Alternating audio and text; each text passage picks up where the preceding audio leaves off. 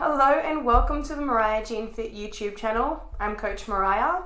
Make sure you like our videos, subscribe to our channel and share our videos as much as possible so we can reach a broader audience. We appreciate your support and enjoy the video.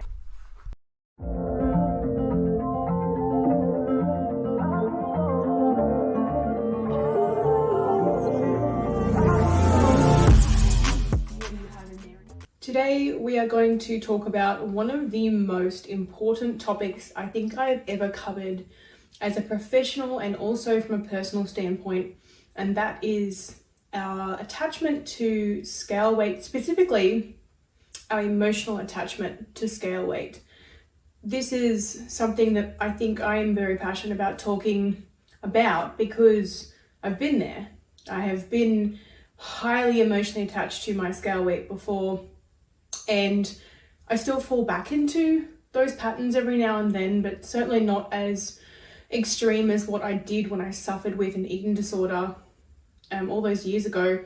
So roughly almost 10 years ago now, I was diagnosed with anorexia and bulimia nervosa. I had established a very strong connection with my weight and my worth, and it was very difficult for me to break out of this. It took me a good 2 to 3 years of intensive recovery coming out of an eating disorder, where in my mind, I began with a weight loss journey like many people have and will. And my focus was on weight. My focus was so strongly on weight. And it was like a competition in my mind with myself. If I could just get as skinny and as light as possible, I almost got a sense of accomplishment from that. And this is where we go wrong in our health and fitness journeys. We become toxically attached to our scale weight. If you really think about it, and if the statement obviously would sit well with you and many other people because it's so factual, but a number on a scale doesn't reflect anything except that. It is simply numbers, right? And if we look at it, your bank account balance, your salary, your height, your age, these are all units of measurement, right?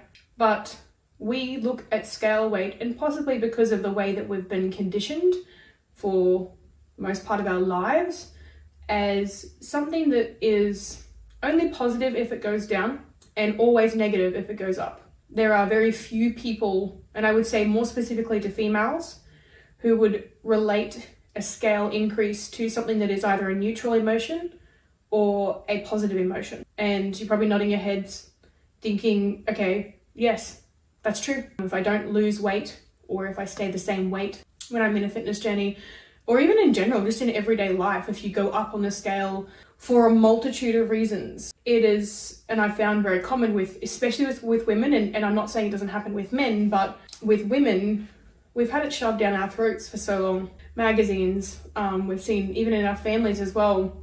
It was something that was rampant in the 70s, 80s, 90s, and even before that. Scale weight has been this determining factor. BMI is a great example as well. The calculation of your weight and whether or not that's a healthy weight for your height, your age, and your sex, which we now know that BMI was determined by, it was a statistics factor. And it was someone who works with statistics who actually figured out BMI, nothing to do with health. It was quite interesting how it all came about. And so BMI is still being falsely used in GP practices and surgeries, etc. And we're slowly making a shift out of that. But you can see that from these last decades, few decades specifically, we have had the strong focus on weight loss. If you look back though, if you're looking back 50, 60 years, there wasn't as much of a focus on weight because you could see that, for example, there was fashionable to have curves. There was the era of Marilyn Monroe where having a curvy body was actually quite celebrated. So where do we go wrong? Where did numbers come into it? And it really happened, I think, where the big changes really happened was when, especially when we went through this era of what can we sell to people? The sales world, especially with weight loss, boomed. When the Atkins diet came about, originally it was cutting out carbs, etc. Somewhere along there, it became such a strong focal point for us to lose weight. And now it is a hyper focus. It's creating mental health conditions, and all for what? All for numbers. Numbers, like literally, it's numbers. And even when I come up with this topic and I talk about this topic to people and clients specifically, and I say to them, like, why are you so focused on the number? Why are you so focused on the number? Oh, because I've always wanted to lose weight, or because I've never been able to get below XYZ. I've never been able to get below 80 kilos. I've never been able to get below 70 kilos. When we have a unit of measurement to go by, it is a comforting factor for us. It's something that we can head toward. And so when we become weight focused, I think a lot of people become weight focused in the start of their fitness and health journey because they don't know what else to focus on. They don't know all of the surrounding factors, including fat loss. And fat loss itself is not always reflected in weight loss. And we also don't need to glorify constant fat loss either. I was a person who started at 70 kilos. You know, this is not information I like to share too much of because I'm no longer a numbers person when it comes to weight. But I started my journey at 70 kilos and then proceeded to lose weight. And I noticed that when I was losing weight, right, so the number correlation in my mind, and obviously body fat, because some of that weight was body fat, but when I was losing weight, I was getting compliments. I was getting people cheering me on and saying, you're doing really well, you know, we're really proud of you, what have you been doing, etc., because it's such a culture, right? So especially when I was 19, 20, 10 years ago, so around 2009, 2010, when I was kind of graduating from high school, weight was something that you could use as like a trophy to wave around. This is my weight. And especially I think growing up in a country town, it was all about weight. So-and-so lost 20 kilos, so-and-so lost 15 kilos, numbers. It was this trophy to throw around constantly. I didn't often hear about so-and-so put 20 kilos on, good on her.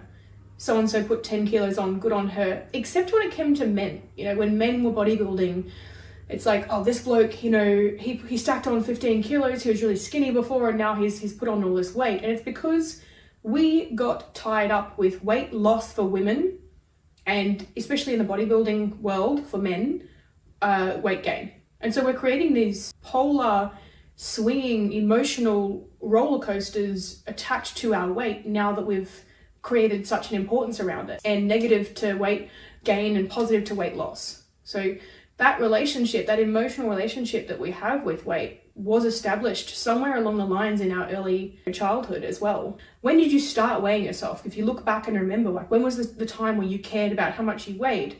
And I'm going to be honest, I don't think I really cared until I was probably in about year nine roughly, which obviously is kind of when you start going through puberty, etc. Or I went through puberty a bit earlier, but it's when people are talking about their weight. And where do we learn that from? Magazines, our parents.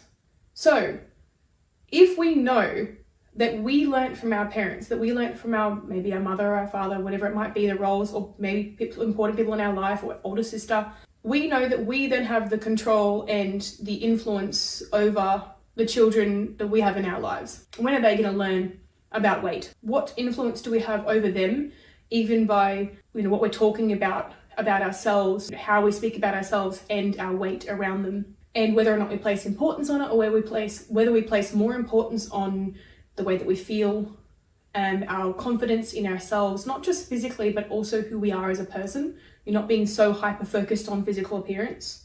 As much as I may be a representation of health and fitness as a coach, I understand how detrimental it was for me growing up. And I wouldn't say that it was, I'm actually quite thankful. My mother was very lovely and wonderful about body image. So I am quite confident in my own skin now, more than ever. But I was surrounded by it when I was a teenager. And I was surrounded by it as I was growing up. And I was surrounded by it with other men and women that I would be speaking to in my social circle. And I would say things like, you know, oh, I weigh this. And they go, oh, you don't look like you weigh that much. Lots and lots of comments on weight and a lot of focus on weight that other people are placing on it becomes the importance that we place on it. And I do see this with men as well. Weight focus as to, you know, I'm not heavy enough, or the ultimate goal is to be 100 kilos, or the ultimate goal is to be, you know, this specific number. And with all of this, you know, with all of this laid out in front of us right now, my statement is, I'm going to challenge you on that. I'm going to challenge you on your weight fixation. And you need to challenge yourself on this as well. It is the only way that you are going to break out of this cycle that you're in. And firstly, I'll start off with the idea that if you don't like what you see in the mirror, but you place importance on the scale and you just want to keep it where it is or go lower, and then once you're that little bit lower and you still don't like what you see in the mirror, tell me how important that scale is to you. Tell me how important your weight is to you. Because I lost from 70 kilos, I went to 45 kilos. All right, I lost 25 kilos. Wow, 25 kilos. Oh, that's so much. It was frightening. I'm 169, 170 centimeters. I'm quite tall for a girl. And I was considered extremely underweight. And you could see it. My muscle was wasting. You know, I actually ended up, because of the significant dieting, I ended up muscle wasting. I lost what I'd been working hard for in the gym in the first few years of my gym training, simply because I became weight fixated and because people kept celebrating these really large amounts of weight loss. And when I finally got to the 25 kilo mark at 45 kilos, I thought, what do I do now? I can't keep going less and less and less and less, right? I was hospitalized at my worst. And it wasn't even at my lightest. I actually got sicker in hospital and I got lighter in hospital because I didn't want to eat the hospital food. But I've been there. I've been so weight focused. I've weighed myself numerous times a day to the point where I would drive myself insane with it. You will lose years, and I'm talking years and years and years of your life, missing things that are happening around you, missing fun meals with your family, missing general enjoyment of life, not having to obsess and think about it constantly, being completely triggered by any sort of weight change that you experience for whatever reason. You will miss years of your life because of 2 or 3 numbers, depending on where you are. It doesn't really matter. Because of that, because of what's beneath your toes, because of something that you see when you look down, not when you look up. And all of this rides on the concept that people think that weight is a direct reflection of how much body fat you are holding. That's it. People put extreme focus on weight because they think it's how much body fat, it's a reflection of how much body fat they're holding. Now, I've been studying biochemistry and anatomy quite extensively, and it's really interesting to know that the body is 60% water. 60, I will say that again, it's 60% water. So your weight, funnily enough, is mostly made up of water. It's not actually body fat, it's water. Okay? Oh, how do I get rid of the water? You don't. It's the thing that your body functions with. Everything is literally determined by how much water you have in there, and there are so many biochemical processes that require water. And I won't go into that. So if our body is 60% water, and then we have some other parts where we have the lean muscle tissue, which also carries water. Without it, it would just be dried up. Okay? Bone, same thing. Large percentage of bone is water. Blood, large percentage of blood is water. So all this stuff that's made of water. And then we have these very small remaining sections that are made up of body fat. Okay, I'm going to use body fat there, and that's where we get our body fat percentage from, right? Now, body fat, it can spread throughout the body, can be in lots of different places, but there are particular levels of body fat that are actually considered within healthy range for women, specifically that we need to be that little bit higher in body fat to reproduce and not just to reproduce, to have reproductive hormones and sexual hormones, which contribute to a lot more than just reproduction. It's actually our general health. So as women and as females who have those reproductive hormones and sexual hormones, we require them for lots of different other functions. You know, estrogen works with serotonin, a happy hormone, so a female hormone that works with a happy hormone. And men do have some levels of estrogen as well in their systems. So it's quite complex in how it all works together. But going back to the body fat concept, body fat percentage is determined by how much body fat we have on our body at any particular given point of time. And this can be determined by a few factors. We can use things like skin folds, which are quite difficult to do unless you've got someone who knows what they're doing, and that is subject to human error. You can get in-body scans or DEXA scans. There's a lot of mixed feedback about these. You know, people kind of go, oh, they can have lots of variances. Of course they can. There's so many reasons why an in-body or a DEXA scan can vary. It could be literally from what temperature your body is at. So if we're running at a slightly warmer temperature, we're going to actually read a more favorable, you know, lower body fat, higher muscle mass. If the soles of your feet aren't wet, and moist enough, you get a terrible connection with the scanner. So there's that as well, because obviously electrodes and things that kind of run through electrical current that runs through the body, and hydration levels, etc. So there's lots of things that can influence body fat, and body composition scans. And we want to know that even for example, with women, breast implants, they can always affect scans as well. They actually read as extra body fat. So we want to know that when we get those scans done, that we're kind of looking at it as just the bigger picture. It's like, okay, cool, this is a start point, and we can use this maybe every 6 to 8 weeks as a measurement of hopefully some reductions in body fat. But we have to keep all of the factors the same across each time we get the body fat measured. So that's where you can get some variance. And another way to determine body fat composition is, yes, pictures and looking in the mirror. Now, people might think that this isn't a very accurate way of figuring it out, but if you're looking at losing body fat, if you're looking in the mirror and you're trying your clothes on or whatever it might be, and you see your body every day, you experience it every day, you can physically feel when you're losing body fat. And you can visibly see that. Your face might get slightly slimmer, you might lose a little bit off your hips or your thighs, but you can feel it. And your composition will be changing right there in front of you. Another factor that is not weight that determines that you are progressing with body fat loss, or maybe in the other way, which we can often want to do, is body fat increases as well in some cases. So there's lots of different ways you can measure body fat reduction or increases. And I obviously haven't mentioned all of them, but aside from weight, scale weight. Your scale weight is the amount of weight collectively that your body weighs at any given point in time, which is also determined by the gravitational pull. And do you know that if you went to the moon, for example, you'd weigh less, right? Because obviously less gravity, you'd weigh less. So your weight literally doesn't mean shit. It doesn't mean shit, because you're still the same person if you're on the moon, right? Yeah? So we use weight to determine a number of factors. Weight is kind of like a snapshot in time of data. And it can tell us, yes, how much someone weighs, but it doesn't tell us how much muscle mass you have, how much body fat you have, how much water you've got on board, whether you've been to the toilet or not, whether you are, for a female, going through your hormonal cycle. And this is something I actually only learned. Crazy that this information isn't even available really quite readily for anyone. It's surprising when I talk about this to women. I say, do you know this happens? And they go, oh my God, I didn't know that. But every month, for any female who's not gone through menopause or who has who's already gone through, going through puberty, etc., we have menses. Now there are exceptions. There are going to be people with genetic makeups and structures that may not be able to have a cycle, and that's, I'm not talking about those instances and examples, but in the example of everyday female that has the standard female hormones, they're going to go through a menstrual cycle. No matter what birth control you're on, you will still experience these fluctuations, whether or not it's on a larger level, or whether it's a little bit disrupted, or whether it's more often, etc. But you will still experience weight fluctuations, which is actually technically fluid, mostly water fluctuations throughout each month cycle.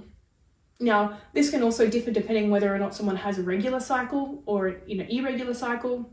So it's kind of like, in some cases with women, your weight will be Russian roulette, right? It's like we're kind of gambling with this here, and we might get a spike one week and we might not. And it's important to have this information.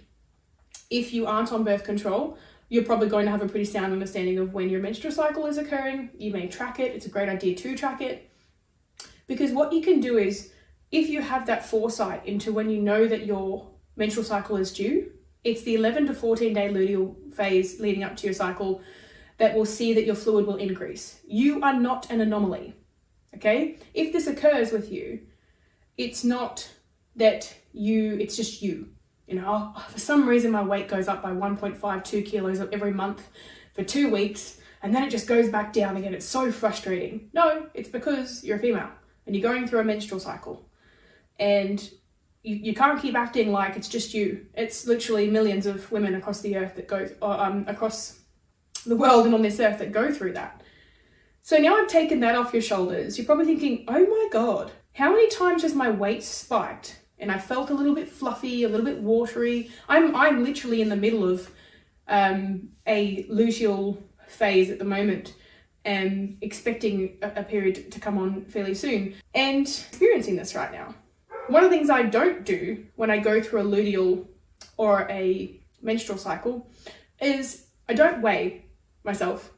And if I do, I will step on that scale knowing full well that I will go, okay, 1.5 to potentially 2 kilos is going to be fluid, because the fluid is sent to obviously our reproductive organs, our uterus, it swells, and a lot is going on down there, right? And we can get things like bloating, water retention, etc., because that area gets very inflamed. It has to weigh something for that to occur. You know, you can't swell and it just weighs nothing. It's not like, you know, when we get swelling and inflammation, it can't weigh something. It has to weigh something. And then you've got, along with that, a lot of women will experience things like digestive upset, so they may be a little bit stuck around the time of their monthlies. And that's where we're seeing that excess weight gain that we're, you know, not used to, and I wouldn't even say not expected. It is expected. If you can track that, if you've got foresight, if you can track that, and you've got a tracker in your phone, there's so many free tracking apps that you can use to track your flow. You have foresight. Therefore, that actually helps you remove some of that emotion around your scale weight fluctuations. Now, if you're going through menopause, or you have gone through menopause, you may still get the odd weight fluctuation. Obviously, menopause, especially when it's drawn out, it can do it to you, absolutely. There'll be long periods of time where you might have, you know, excess water retention, because you can imagine that your body is trying to go through an actual process that, you know, some women will experience weeks on end of continuous periods, and some will have completely irregular periods or spotting. So it is a really topsy-turvy experience going through menopause, enough as it is with all of the symptoms that you experience. So your weight may be something that may go up and down. You may have fluctuation. So how do we tackle this whole weight thing? I honestly do believe that if we are in a range where, as females, our body fat percentage is at risk to our health and it's causing health issues, you know, things like you might be having some cholesterol issues, or you might have some heart issues, or you might have some breathing issues, etc. And let's say we've got a body fat percentage that's 40-50%, and it's causing things like, you know, issues with PCOS, etc.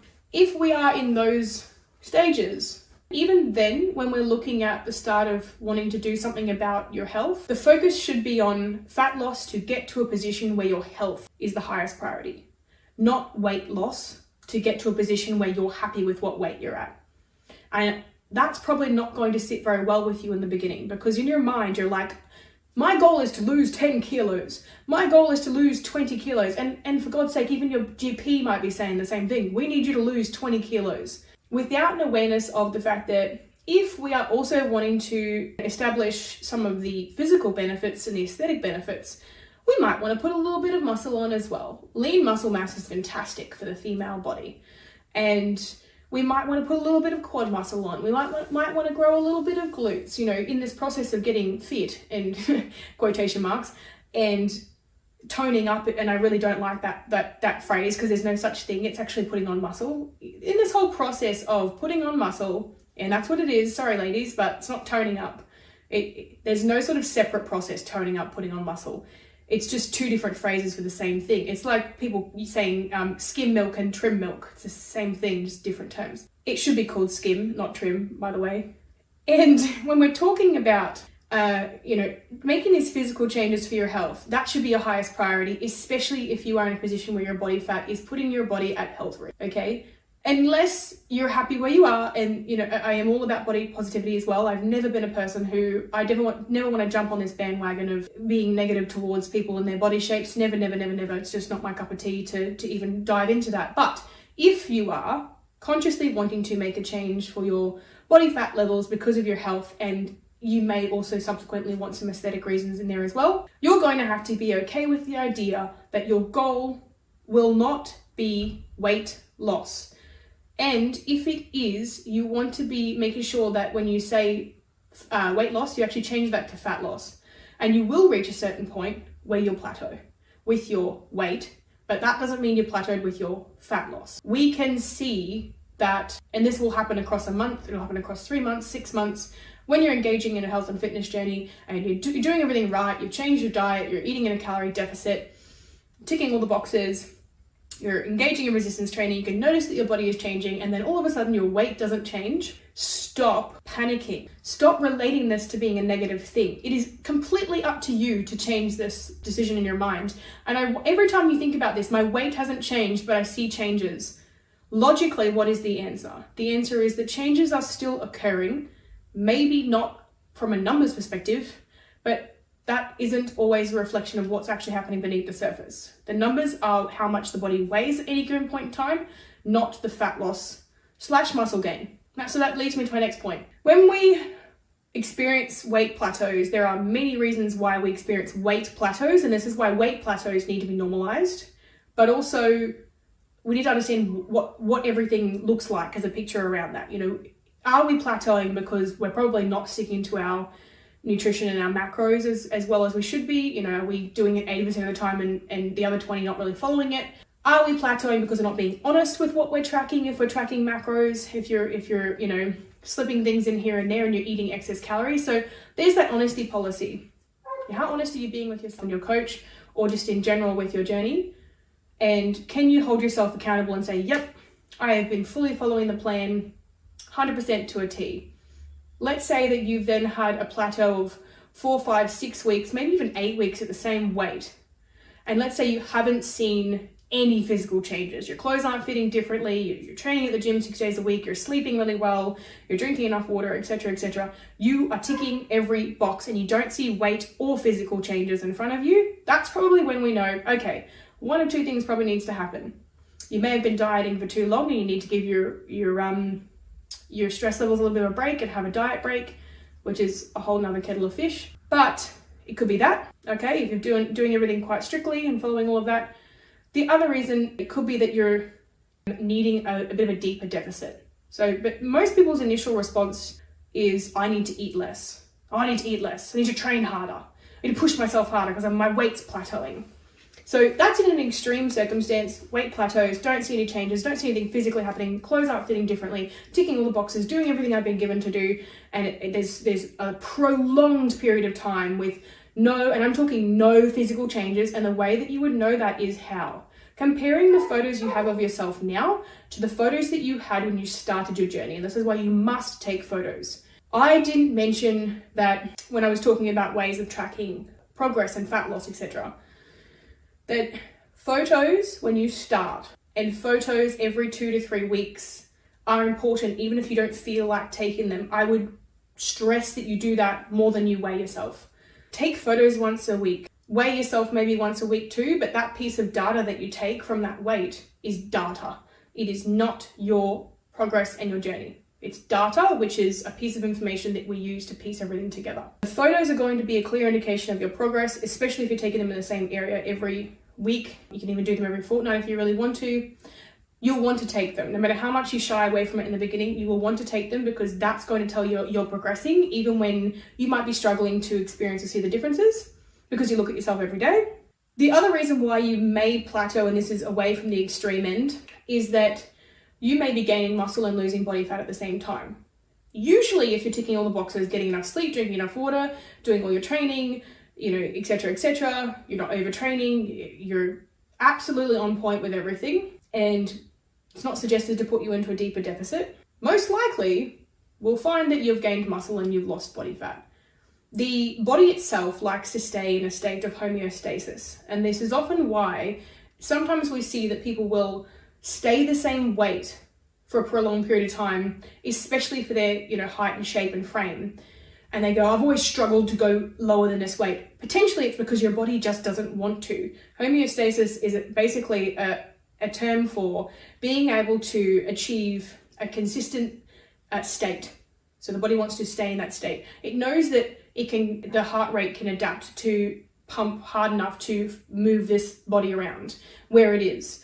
Any sort of drastic changes to the body, our system doesn't respond very well to that. Drastic weight loss specifically as well. So when you see people who've lost 20, 30 kilos in a short space of time, you'll see that their skin elasticity is not great. You will see that they may have some hormonal things that will go on for them. Lots of different things that can happen in that space of time, because drastic weight loss, the body it specifically does not deal well with these massive quick changes. And you'll see that as a reaction from the body sometimes as well, is that, especially having training quite excessively and dieting quite excessively for prolonged periods of time with those really high levels of cortisol, we'll see the body will eventually, in the central nervous system, will just kind of dip out. And so that's when you start to slow down, you get your metabolic adaptation. That's what I was talking about, those diet breaks. So I know that I've kind of gone into a bit of a rabbit hole with this, talking about weight and not being obsessed about weight. But the reason why I explain all this stuff is because there is so much detail behind what makes up your weight and what determines the changes in your weight and why. And we can't get stuck. We cannot get stuck on something, especially not for decades at a time. That simply is not that simple. It's not as easy as just having a number. And another example I'll use is you could literally put two people up against each other. And you should never do this anyway, but it really shows the differences. Someone who weighs 65 kilos, female, another female who weighs 65 kilos, completely different heights, completely different body compositions, same weight, completely different shapes. This is why we shouldn't compare weights with other people or how much we weigh with another person, not even if we have similar body types, never. Weight is not a number that you need to use to compare against other people. And it's not even something you need to use to compare against yourself. I honestly no longer see weight as something that I think is an achievement. It's just not in my eyes. When we have specific fat loss goals, especially for people who are doing bodybuilding competitions, we know that the goal for them is to drop as much body fat as possible. And that's obviously a very extreme measure, and maintain their muscle mass. That also doesn't look like drastic weight changes sometimes. I have seen bodybuilding competitors go into a show at, it might be 69, 70 kilos, and they end up on stage at that same weight, but they may have actually grown into a show. They may have gained muscle and lost body fat in enough of an amount that ends up seeing them exactly the same weight, and two different photos, two different body compositions.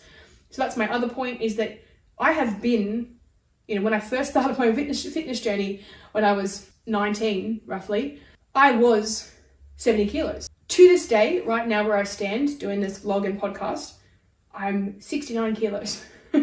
Now, I am obviously exponentially stronger, right? So I've gained a ton of muscle. I've been anorexic. I've been 25 kilos lighter, and I've lost muscle.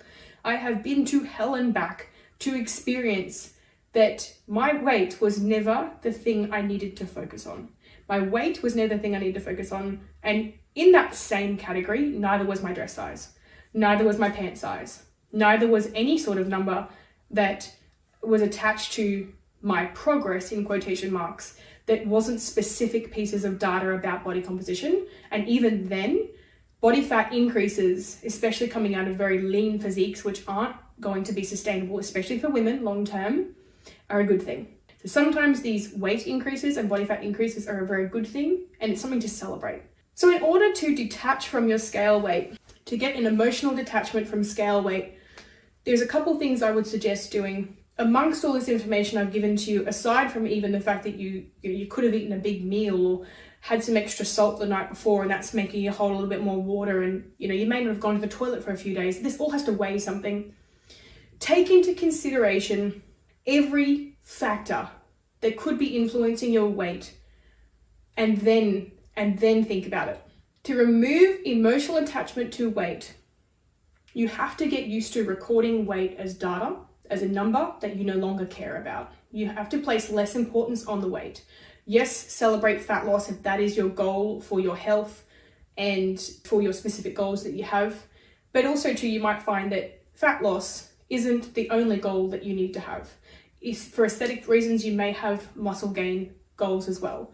And that may not look like massive scale changes. And that's going to have to be something that you need to get used to and normalize for yourself, so that you can experience breaking past those plateaus, so that you can experience letting yourself maybe go through a build phase where you're growing, just focusing on growing muscle in a maintenance or surplus.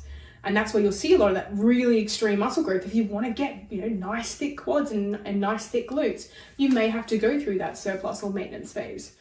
And in that scenario, you may have to normalize the fact that going up in weight is going to be a part of that. As uncomfortable as it is, the only way you're going to get comfortable with it is allowing it to happen slowly. It doesn't have to happen quickly. Obviously, if we look at maintenance and surplus phases and you're gaining quite quickly, I mean, that in itself is a whole nother topic. But there are specific percentages of weight gain that can be considered acceptable. And I mean percentages, right? So it's percentage of total weight, which when you go through a growth phase, you're going to gain a little bit of body fat, but you're going to gain muscle as well, especially when you've got specific program training and nutrition. So normalizing the idea that weight will change if your goals change, and weight will change in general from day to day, from week to week, from month to month in your entire lifetime. And you don't have to keep putting yourself in this cage and this box of, I have to be this specific weight, or I have to get to this weight so I can be happy. Because I can tell you, I got to the lowest weight possible and I was miserable, right? I was miserable. I'm happy now. I am so happy. I am so happy. And I think I go for good bouts of maybe 3 to 6 months without weighing myself. I no longer care. I just don't care anymore how much I weigh. It's not on my radar. I'm focusing on my lifts. I'm focusing on my strength. I'm focusing on my well-being, the way that I look, and the confidence I experience with my own, my internal confidence as well. That's a big thing, is drawing that message internally. But scale weight is hopefully going to be something that we shift away from now that there's more information in the industry. I really do hope that we can slowly ease our way out of this.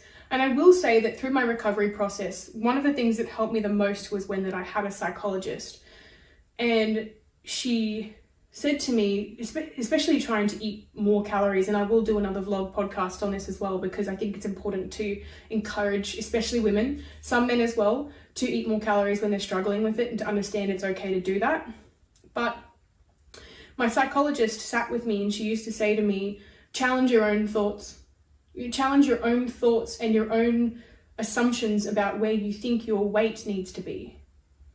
And try not to jump on the scale every day.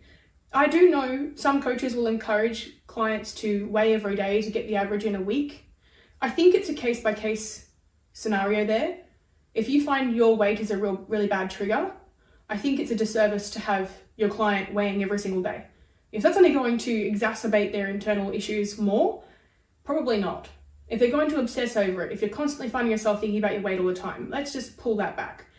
If you weigh once a week, obviously, yes, it might spike up and then go back down again, but at least you've then got an average across weeks and weeks. And then you can really become less attached to it because you're not doing it as much. You're not thinking about it as much. And it's no longer something that's a part of your daily life, right? So it's no longer as important. You're looking at yourself in the mirror every day. You're speaking to your loved ones. You're putting your clothing on. You're being more mindful. You're being more present with your progress instead of wait. It's all about weight. So I think if it doesn't trigger you, I think if you can weigh daily and you can have a non-emotional approach to your weight and you can see it as a piece of data that averages across a week, perfect. Awesome. Do it. If not, do not weigh daily. So that's a part of it, is reducing the amount of times you weigh if you know it's a massive trigger for you, and if you want to get to a point where numbers no longer mean shit to you. So I think that's probably about it that I'm going to touch on today, and I do hope that I've been able to reach a few people out there, and I suppose share a little bit of my story to help out with weight. And I've been there, I have been there. I've not been in a weight range 80, 90, 100 kg. I've not been in that position. I know a lot of people who have been, and lots of different types of physiques. My own partner, he's in the 100 kilos. He's not overweight. He's not high in body fat. He's got lots of muscle. So again, weight comparisons between him and I are completely pointless. I can't turn around to him and say, well, at 70 kilos, I'm leaner than you, because he is probably the same conditioning as me at the moment, and we have very different levels of muscle and strength as well. So it's really not a focal point. Weight is not a focal point.